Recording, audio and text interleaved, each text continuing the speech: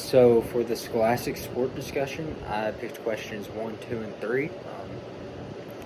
Starting with 1, name and explain 3 values of high school sport. Describe how you see those values exhibited in Scholastic sport.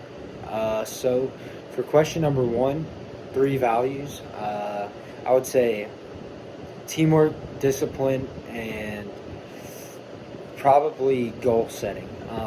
So with the teamwork, high school sports set you up to work with a team, whether it be for work, collegiate sports, or anything really. You have to be able to work with others and get things accomplished with others if you want to be successful later.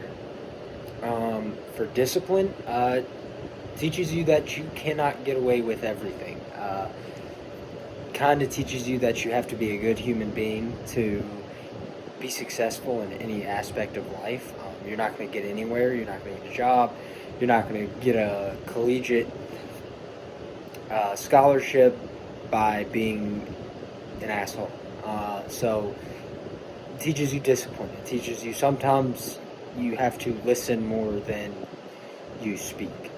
So the next one, goal setting. High school sports really value goal setting because you have to. You have to set goals to be successful in high school sports. So I would say if any of the 3 help you in college, it would probably be goal setting because you're not going to get anywhere in college athletics without goal setting. So on to number 2, what are 3 major functions of state high school associations? I would say they're there to teach you time management, physical health, and accountability and responsibility. So time management, high school sports really teach you how to be set up for workplace environments. Whether you have weights before school actually starts, okay, you're going to have to get up, get all your stuff ready for work. Physical health, high school sports, you're going to have to be relatively healthy to be successful. So you're going to learn the ins and outs of working out and conditioning and being in a good physical health to where you're not unhealthy. And accountability and responsibility. You are going to have to be accountable in high school sports.